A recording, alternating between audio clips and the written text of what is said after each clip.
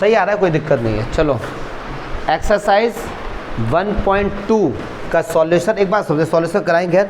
Intro part में इतना बढ़िया तरीके से समझा रखा है ना कि √2 क्यों रैशनल नंबर है, प्रूफ वगैरह सब है, बट फिर भी चलो बहुत से बच्चे ऐसे होते हैं जो सीधे एक्सरसाइज पर ही आते हैं, एग्जाम्पल को नहीं देखते हैं। एक बार फिर से दोबारा से आपका रिवीजन हो जाएगा इसी बहाने कि प्रूव करो कि √5 एक इर्रेशनल नंबर है। तो भैया यहाँ पे मेथड का नाम है मेथड ऑफ कॉन्ट्राडिक्शन, मतलब हमको नहीं पता कि कैसे प्रूफ करेंगे, तो हमने लेट कर लिया कि √5 क्या है, एक इर्रेशनल नहीं है, रैशनल है। और कॉन्ट्राडिक्शन क्या होता है, जो चीज़ प्रूफ करनी है वो हम प्रूफ नहीं कर पा रहे, उसके अपोजिट वाला प्रूफ कर रहे हैं। कॉन्ट्राडिक्ट का मतलब होता है अपोजिट एक दूसरे के, वाइस वर्सा। ठीक है आकाश? तो चलिए जी, तो let √5 is a rational number. √5 हमारा क्या है, रैशनल नंबर है। अगर ये हमने लेट किया ना भैया, क्योंकि इर्रेशनल प्रूफ नहीं हम नहीं कर सकते थे, हमको नहीं पता कि मार्केट में कोई नंबर भी होता है इर्रेशनल, हमने लेट किया भैया ये रैशनल है, बात खत्म। तो अगर ये रैशनल है तो हम इसको A/B मतलब P/Q की फॉर्म में लिख सकते हैं, where A and B are co prime integer. Co prime का होता है A और B में कुछ भी कॉमन नहीं होना चाहिए। क्या चमका, क्या बात समझ आ रही है? और सही बात है, रैशनल देखो, रैशनल नंबर यार एक बड़ा ही इम्पॉर्टेंट टॉपिक है। पूछो क्यों? क्लास 8th में जाएंगे ना तो सबसे पहले टॉपिक का नाम क्या होगा, रैशनल नंबर। क्लास 7th में जाएंगे तो पहले चैप्टर का नाम होगा इंटीजर। क्लास 6 में जाएंगे तो पहले चैप्टर का नाम होगा नंबर सिस्टम, और उन सभी में रैशनल नंबर पढ़ेंगे। फिर आ जाओ 9th में पहले चैप्टर का नाम क्या है, नंबर सिस्टम, वहाँ पर भी रैशनल नंबर। 10th में आ जाओ, पहले चैप्टर का नाम क्या है, रियल नंबर, लेकिन फिर भी पढ़ेंगे क्या, रैशनल नंबर। क्यों ऐसा, क्यों ऐसा क्यों? छोटे क्लासेस में रैशनल नंबर की डेफिनेशन होती है, बच्चों को समझा देते हैं P/Q की फॉर्म में हो, जहाँ पे Q 0 ना हो। थोड़ा सा बच्चे और समझदार हुए, इसी में बोला कि P और Q इंटीजर होने चाहिए। क्या होने चाहिए, इंटीजर। बच्चा और बड़ा हुआ तो उससे बोला गया कि P और Q इंटीजर के साथ साथ को प्राइम भी होने चाहिए। को प्राइम मतलब उनके बीच में कुछ भी कॉमन नहीं हो। बच्चा और बड़ा हुआ तो उससे बोला गया कि भैया ये नॉन टर्मिनेटिंग एंड रिपीटिंग होते हैं। तो मतलब इसमें स्टेज बाय स्टेज इस पर रिसर्च होती रही थी। क्या समझ आई ना ये बात को? और फिर जब बच्चा और बड़ा होगा तो उससे बोला बताओ, बच्चे ने जब सारा पढ़ लिया फिर वो आया 10th क्लास में, उससे कहा बताओ 5/10 रैशनल नंबर है। बच्चा बोलेगा हाँ, हम कहेंगे नहीं है। क्या कर लो, हमने जितना पढ़ा सब बेकार, ये रैशनल नंबर नहीं है भाई साहब। क्यों? क्योंकि डेफिनेशन में क्या है, को प्राइम होने चाहिए, मतलब इनमें कुछ भी कॉमन ना हो। तो 5/10 क्या है, इक्विवेलेंट रैशनल नंबर। क्यों? क्योंकि अभी ये और कैंसिल होगा। तो 1/2 तो रैशनल नंबर है, लेकिन 5/10 रैशनल नंबर नहीं है, इसको इक्विवेलेंट रैशनल नंबर बोल दो। बड़ा इंपॉर्टेंट है रैशनल नंबर, बहुत मतलब है, इसमें दम है इस टॉपिक में। चलिए जी, तो आ जाओ भैया। तो अब ये रूट है, रूट कैसे हटेगा, स्क्वायरिंग बोथ साइड। चलो जी, तो √5 का स्क्वायर 5 और ये A² B² का इधर मल्टीप्लाई होगा। अब B² के इधर आके क्या होगा जी, डिवाइड होगा। क्या चमका, समझना। A और B क्या है, इंटीजर, इंटीजर था ना। अच्छा B क्या है, इंटीजर, मतलब पॉइंट में नहीं होगा। यस और नो? 5 का डिवाइड A² में किया है और आंसर जो आया है वो कंप्लीट है, मतलब पॉइंट में तो नहीं है ना। फिर से समझो, B इंटीजर है, किसी भी इंटीजर का स्क्वायर इंटीजर ही होगा, पॉइंट में तो नहीं होगा। मान लो ये 2, 4, 6 ऐसे ही तो होगा ना। इसका मतलब क्या हुआ कि A² में 5 से डिवाइड किया तो एक इंटीजर आ रहा है, मतलब पूरा पूरा डिवाइड चला गया। यस और नो? जैसे मैं क्या कहना चाह रहा हूँ, 2 में 9 का डिवाइड किया, आंसर आया 4.5। यस और नो? तो मतलब पॉइंट में आया तो इसका मतलब 2 का 9 में पूरा पूरा डिवाइड नहीं गया है। लेकिन अगर मैं बोलूँ कि 8 है यहाँ पे, तो आंसर कितना आएगा, 2, 4 जाए, मतलब 4 इंटीजर है तो पूरा पूरा गया है। यस और नो? ऐसे ही 5 का डिवाइड किया A² में, आंसर आ रहा है B²। तो B² मत देखो, ये इंटीजर है ना, तो मतलब पूरा पूरा डिवाइड गया है। यस और नो? तो हम यहाँ पे क्या लिखेंगे, 5 डिवाइड्स A², मतलब 5 ने A² को पूरा पूरा डिवाइड किया। यस और नो? तो so according to fundamental theorem of arithmetic,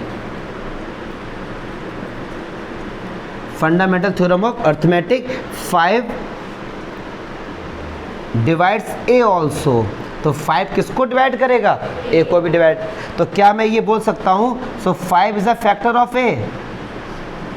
बताओ ना यार। 5 है वो ए का क्या है? एक फैक्टर। अच्छा, किसका फैक्टर है जी? ए का। तो ऐसे को लेट कर लो, ए बराबर 5c। क्या लेट कर लो? 5 था तो 5c कर लेंगे। Where c is an integer. Clear है सर? चलो जी, स्क्वायरिंग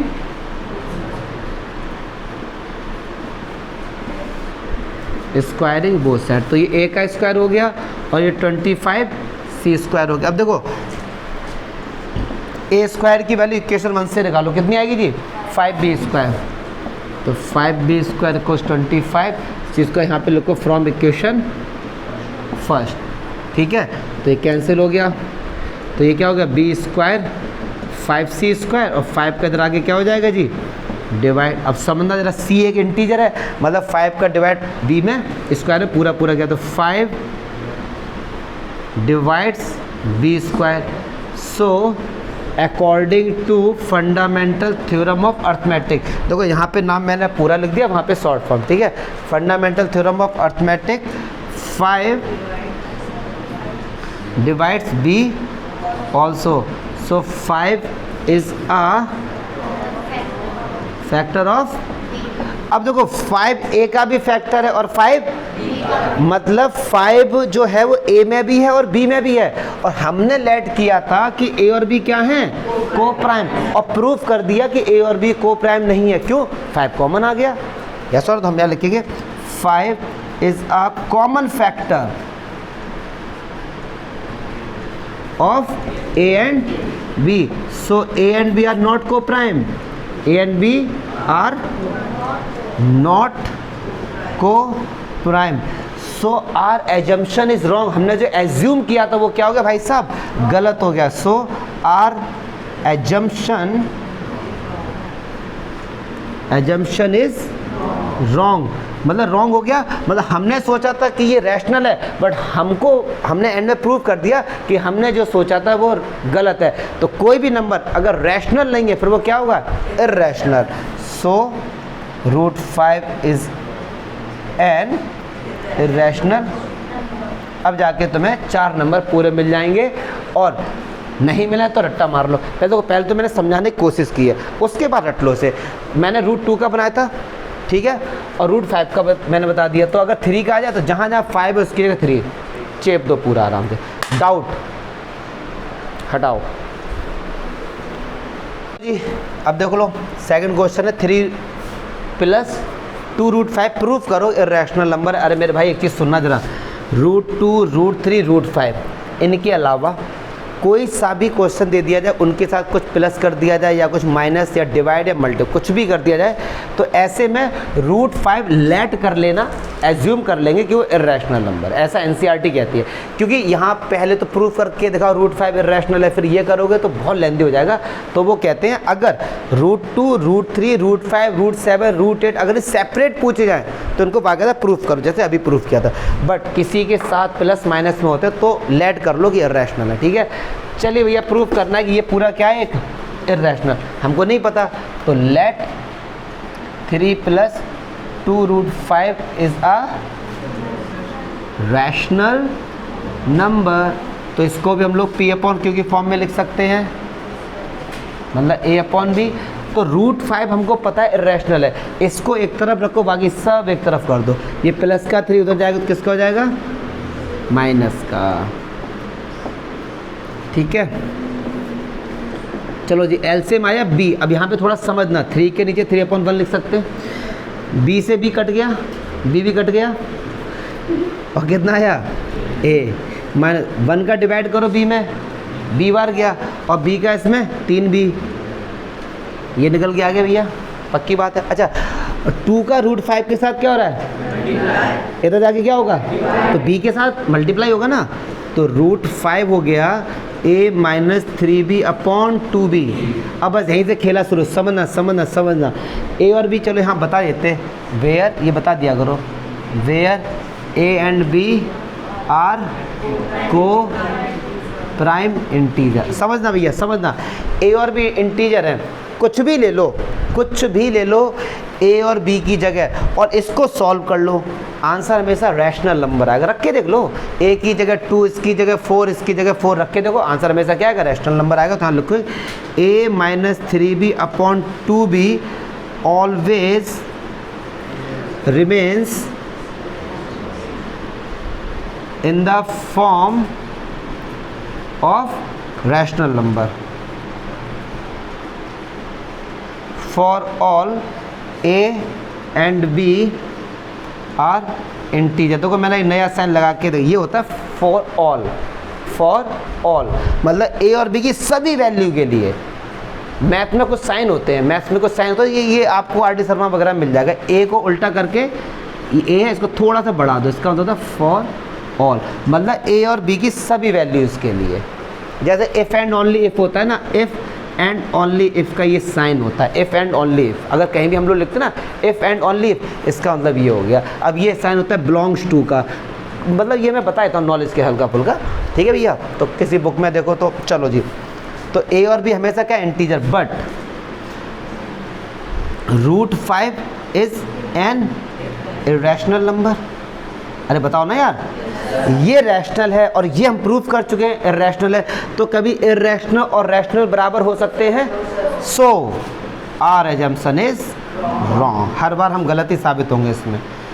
आर एजम्पशन, अच्छा एक चीज़ और बताऊँ मैं आपको, पहले लिख दूँ। सो 3 + 2√5 इज इरेशनल। ये क्वेश्चन मैं जितनी बार भी करूँगा, हर बार में आपको लैंग्वेज थोड़ी डिफर मिलेगी, क्योंकि मैंने रटा नहीं है इतना। अब ये फॉर ऑल वाला कल वाले में नहीं बताया था, आज बता दिया, तो जितनी बार होती तो चीज़ें आगे पीछे दिमाग में उस समय क्या मेरे चल रहा है। हाँ, अगर हमने रटा हुआ होता तो हम वही वाला चेप देते। तो ये थोड़ी बहुत चीज़ें हैं, आप इसको याद कर लो या कल वाला याद कर लो, याद इन द सेंस बस समझ लो यार। पहले तो मैं समझा रहा हूँ, कमज़ोर बच्चों से कह रहा हूँ भैया याद कर लो, और क्या ही किया जाए, ठीक है। चलो कोई डाउट है? अब आ जाओ 1/√2 बच्चों वाला एग्जाम में 3 बार आ चुका है, ठीक है। तो चलो देखते हैं। अच्छा, अब प्रूफ करना है कि 1/√2 क्या इरेशनल, तो let 1/√2 is a rational number. तो हम क्या कर सकते हैं, इसको P/Q की फॉर्म में लिख सकते हैं, where a and b are co prime integer. अब एक बात समझना, 1/√2 को उल्टा करो कितना होगा, √2, तो इसका उल्टा कितना हो जाएगा, b/a। अरे बताओ ना यार, यहाँ पे स्क्वायर करने की रिक्वायरमेंट ही नहीं है, क्यों कर रहे हो, यहाँ पे उल्टा कर दो इसको। चलिए अब देखो b/a, ये क्या आएगा हमेशा, यहाँ से रटी हुई लाइन, इसकी जगह लिख देना b/a। Always remains in the form of rational number for और a और b इंटीजर, बट √5 है ना, उसकी जगह कितना आ जाएगा, √2। क्या समझा, समझो बात को, वरना मुझसे लिखवाना चाहो तो हम लिख भी देंगे, बट समझो ना कि b/a ये क्या हमेशा होगा, रैशनल, और √2 क्या हमको पता है, इरेशनल। ये दोनों कभी बराबर नहीं हो सकते यार। सो 1/√2 क्या हो गया जी, इरेशनल। क्या चमका, अब या तो लिखवा लो हम, तो चलो हम लिख देते हैं, हमें क्या, हमें छापना ही तो है। हम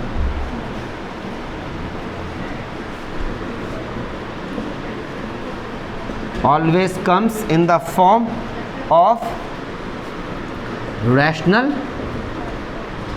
number, but we know that